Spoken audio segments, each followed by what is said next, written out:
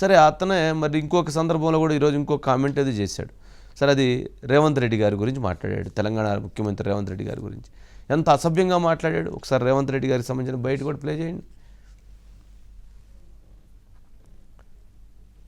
రేవంత్ రెడ్డి గారికి సంబంధించినటువంటి బయట కూడా ప్లే చేయండి.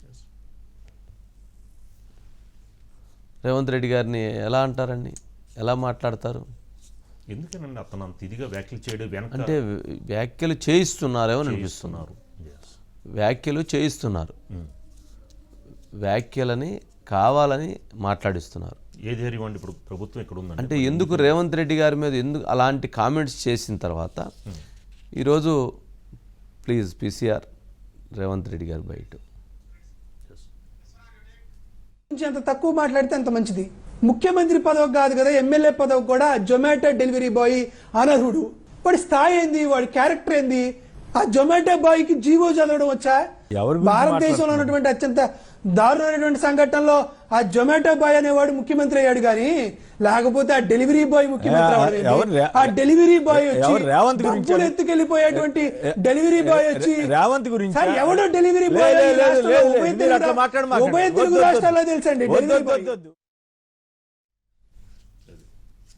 రేవంత్ రెడ్డి గారి గురించి ఏంటండి అది నేలకు కోసేయాలి, నేలకి కోసేయాలి. నరేంద్ర మోదీ గారి గురించి మాట్లాడినట్లాగే చాయ్ వాలా అని చెప్పని మాట్లాడండి, మీరు మాట్లాడండి. మాట్లాడతారా? ధైర్యం ఉంది అసలు. రేవంత్ ఏంటి? తెలంగాణ ముఖ్యమంత్రి రేవంత్ రెడ్డి గారు, తెలంగాణ ముఖ్యమంత్రి అయితే రేవంత్ గారు, లేకపోతే రేవంత్. అంతేగాని ఒక ఆయన ఇష్టం వచ్చి పిలుస్తాడు, ఒక ఆయన అతను ఏమన్నా ఇదేంటి అసలు? అసలు మాట్లాడిన భాష ఏంటి? జొమాటో బాయ్ ఏంటి? ఏంది అసలు? అంటే నిజంగా కాంగ్రెస్ పార్టీ వాళ్ళు ఎందుకు వేచి ఉన్నారో నాకు తెలియదు కానీ తెలుగుదేశం పార్టీ వాళ్ళు అంటే అక్కడ చంద్రబాబు నాయుడు గారి సైన్యం కాస్త పొదును పెట్టే విధంగా లేదా ఆలోచనలకు పొదును పెట్టే విధంగా ఉన్నారు. ఇక్కడ ఆల్రెడీ రేవంత్ రెడ్డి గారి సైన్యం పొదునుతో ఉండిద్ది. పొదునుతో అంటే వాళ్ళు కూడా అదే స్థాయిలో రెస్పాండ్ అవుతారు, అదే స్థాయిలో సమాధానం చెప్తారు. మరి అలాంటిది ఒక ముఖ్యమంత్రిని పెట్టుకొని చంపేయాలంటాడు, ఇంకో ముఖ్యమంత్రిని పట్టుకొని ఇష్టానుసారంగా మాట్లాడతాడు. రెండు రాష్ట్రాల ముఖ్యమంత్రులని ఒక ఛానల్లో, వాళ్ళ సాక్షి ఛానల్లో కూర్చోబెట్టి ఇష్టానుసారంగా అసభ్యకరంగా అసభ్యమైనటువంటి పదజాలాలతో దూషించే విధంగా మాట్లాడే విధంగా ఎంకరేజ్ చేస్తారు. ఏంటి అసలు ఏం జరుగుతుంది ఆంధ్రప్రదేశ్ రాష్ట్రంలో, తెలంగాణ రాష్ట్రంలో? ఏంటి ఒక న్యూస్ ఛానల్ ఉంటే మాత్రం ఇష్టానుసారంగా ఇది చేయటమేనా? అంటే నేను అంటుంది అతను అలా మాట్లాడతాడని తెలిసినప్పుడు ఆ వ్యక్తిని లైవ్లో తీసుకోకూడదు. అంటే మీరు తిట్టించాలని చెప్పని ఆ వ్యక్తిని తీసుకొని ఆ వ్యక్తి తిడుతున్నప్పుడు అతనికి ఏమైనా మళ్ళీ ప్రజలకు ఏమైనా అర్థం కాదేమోనని మళ్ళీ మనం పేర్లు చెప్పటం, మళ్ళీ మనం పేర్లు చెప్పి ఆయన వద్దు మీరు అలా మాట్లాడొద్దు, మీరు అలా మాట్లాడితే మేము ఒప్పుకోమని చెప్పటం ఏంటది? ఏమనుకుంటున్నారు? ఇది ఏమనుకుంటున్నారు? ఈ రాష్ట్రాలని, తెలుగు రాష్ట్రాల ప్రజలు అంత అమాయకులు అనుకుంటున్నారా? అంత అవివేకులు అనుకుంటున్నారు తెలుగు రాష్ట్రాల ప్రజలు? మీ కుటిల బుద్ధి, మీ విశ్వరూపం, మీ ఆలోచనలు, మీ విధానాలు, మీరు చెప్పేటువంటి అంశాలు ప్రజలకు తెలిసి అర్థమయ్యే కదా. 11 స్థానాలు ఇచ్చారు, ఇంకా కూడా మీలో మార్పు రాకపోతే ఎట్లా? తప్పు జరిగింది, పొరపాటు జరిగింది, ప్రజలకు అన్యాయం చేసాం, మారండి, మారి మంచి విధానాలతో వెళ్ళండి.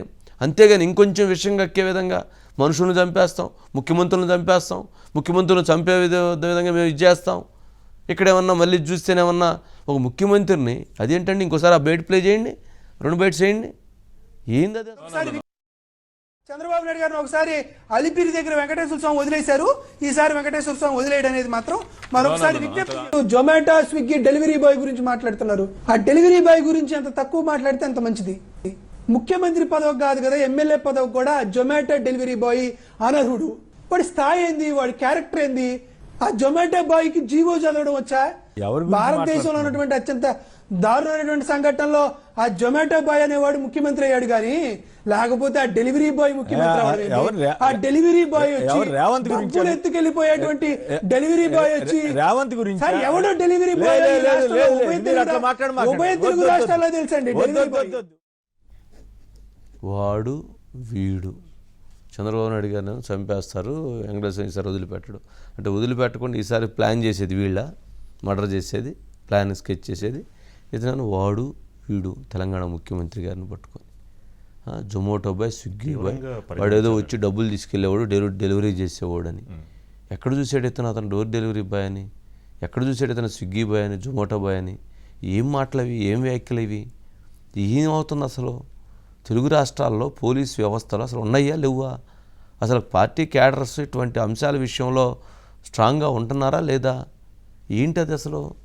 అంటే అతను మాట్లాడటం కూడా చాలా నిర్లక్ష్యంగా, చాలా నిస్సిగ్గుగా, అంటే మరి ఒక ముఖ్యమంత్రి మీద మనం కామెంట్ చేస్తున్నాం అనేటువంటి ఒక బాధ్యత లేకుండా, మళ్ళీ అతను వైఎస్ఆర్సీపీ పార్టీ స్పెక్స్ పర్సన్.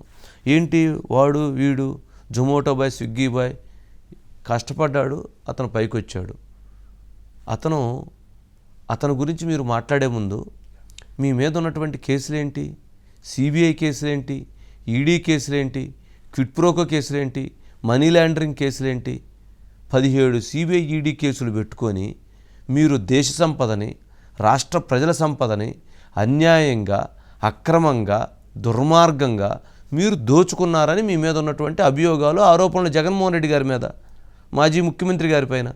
మరి అటువంటి మాజీ ముఖ్యమంత్రి గారి పైన అన్ని ఆరోపణలు, కేసులు ఉంటే మరి ఇప్పుడు యువతల వ్యక్తి తెలంగాణ ముఖ్యమంత్రి ఏంటి? అతను కష్టపడ్డాడు, నిలబడ్డాడు, పోరాడాడు, యుద్ధం చేశాడు, ఈరోజు ముఖ్యమంత్రి అయ్యాడు. మీలాగా సిబిఐ ఈడీ కేసులు, వైఎస్ రాజశేఖర రెడ్డి గారి చనిపోయిన తదనంతరం ఆ లెగసీ తీసుకొని వారసత్వంగా మీరు వచ్చారు తప్ప, అక్రమ సంపాదనతో మీరు రాజకీయంగా ముందుకు వచ్చారు తప్ప మరి ఇంకో విధానం లేదే.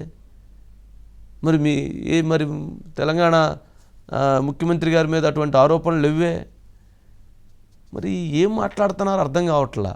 అంటే ఇప్పుడు ఆ ఛానల్లో, ఆ పత్రికల్లో ఈ రకమైనటువంటి భావజాలాలని ప్రజలకు నింపేటువంటి ప్రయత్నం చేయటం నిజంగా బాధాకరమైన అంశం. సరే, మనం కూడా ఎప్పుడైనా ఇటువంటి సందర్భాల్లో ఎప్పుడైనా కొంత కోపంతోటో, కొంత ఆవేశంతోటో కొన్ని అంశాల విషయంలో మనం కూడా ఘాటుగా చెప్పేటువంటి ప్రయత్నం చేస్తాం. అంతేకాని ఒక ముఖ్యమంత్రి గారిని పట్టుకొని ఏ రోజు వాడు వీడు అనేటువంటి పదజాలాలని మనం ఎక్కడ ఏ మీడియాలో కూడా వినలేదు. మరి అంతేకాకుండా అతని యొక్క దీనిని క్యారెక్టర్ అసాసియేషన్ చేసే విధంగా, అతను అవమానించే విధంగా ఆ రకంగా ఏ రోజు రేవంత్ రెడ్డి గారి గురించి ఎవరు అట్లా మాట్లాడింది లేదు. మరి రేవంత్ రెడ్డి గారికి కూడా విచిత్రంగా ఉండిద్ది. ఆయన కూడా వాళ్ళని ఎంకరేజ్ చేస్తుంటాడు. మరి ముందు ఆయన అర్థం చేసుకోవాలి. అంటే ఎందుకు అంటున్నానంటే, మీరు ఇచ్చేటువంటి ఇదే ఈరోజు మిమ్మల్ని ఈ స్థాయిలో కామెంట్ చేసే విధంగా తయారైందేమో అని అనిపిస్తూ ఉంది. సరే, దానికి సంబంధించి సుమోటోగా తీసుకోవచ్చండి కేసుని, ఏ కేసుని, వ్యాఖ్యల్ని సుమోటోగా తీసుకుని ఏమైనా యాక్షన్ తీసుకోవచ్చు అంటారా? సుమోటోగా తీసుకోవాల్సిన అవసరం ఏంటండి? పోలీసులు కేసు బుక్ చేసుకొని తీసుకొచ్చుకోవాలి, ఎక్కడున్నాడు ఎత్తుకొచ్చుకోవాలి. అతనికి ఏదో మొన్న జగన్మోహన్ రెడ్డి గారు ఇతను బాగా బ్రహ్మాండంగా ఇచ్చేస్తాడు అనుకున్నారు. అంటే ఒక ముఖ్యమంత్రిని ఏమన్నా దూషించడం, చంపేయాలా? ఇంకో ముఖ్యమంత్రిని ఏమన్నా అసలు అతను ముఖ్యమంత్రి అయిందా? అంటే మీరు జగన్మోహన్ రెడ్డి గారు 2019 నుంచి 24 వరకు ముఖ్యమంత్రిగా చేస్తే ఈ దేశం ఆశ్చర్యపోయింది. ఏంటి ఇలాంటి వ్యక్తి మీ ముఖ్యమంత్రిగా చేశారు, ఈ 5 సంవత్సరాల్లో ఏంటి ఈయన చేసింది ఏందయ్యా అంటే 14 లక్షల కోట్ల అప్పులుగా మార్చేశారు. రాష్ట్రంలో ఉన్నటువంటి నేతలందరినీ జైల్లో పెట్టారు. అతనికి ఉన్నటువంటి ఒక 1000 మంది సెక్యూరిటీతో అతను ఎక్కడా ప్రజలకు అందుబాటులో లేనటువంటి విధానంతో ఆయన ముందుకు వెళ్ళాడనేటువంటిది ఆయన మీద తీవ్రమైనటువంటి విమర్శలు ఉన్నాయి. 5 సంవత్సరాలు కోర్టులో 17 కేసులుంటే ఏ రోజు కోర్టుకి మెట్లెక్కకుండా, ఆయన కోర్టుకి వెళ్లకుండా ఇచ్చేసినటువంటి పరిస్థితులు ఉన్నాయి. సొంత బాబాయిని చంపారనేటువంటి అభియోగాలు, ఆరోపణలు వారి మీద వచ్చినటువంటి పరిస్థితి ఉంది. మరి ఏంటి, ఏం మాట్లాడతారు వీళ్ళు? గురిగింజ తన మీద ఉన్నటువంటి ఎరుపు చూసుకు కింద నలుపు చూడదంట. గురిగింజ కింద నలుపు చూస్తే అది ఎంత నలుపు ఉంటుందో అర్థమైద్ది. కానీ ఇక్కడ వీళ్ళకు ఉన్నటువంటి దాంట్లో అసలు వీళ్ళు మొత్తం నలుపే. వీళ్ళు మొత్తం నలుపుండి అందరినీ నలుపులుగా చిత్రీకరించే ప్రయత్నం చేస్తుంటారు. వీళ్ళకి అసలు ఎరుపు లేదనుకుంటా. అందరినీ నలుపుగా చిత్రీకరించే ప్రయత్నం ఒక దుర్మార్గమైనటువంటి, కుటిలమైనటువంటి ప్రయత్నం చేస్తున్నారు. నిజంగా పోలీస్ బాసులు ఇవాళ కొత్తగా ఇక్కడ జితేంద్ర గారు వచ్చారు, అక్కడ ద్వారకా తిరుమలరావు గారు ఉన్నారు. ఇద్దరు కలిసి ఇట్లాంటి విషయంలో ఒక కఠినమైనటువంటి నిర్ణయాన్ని తీసుకోవాలి.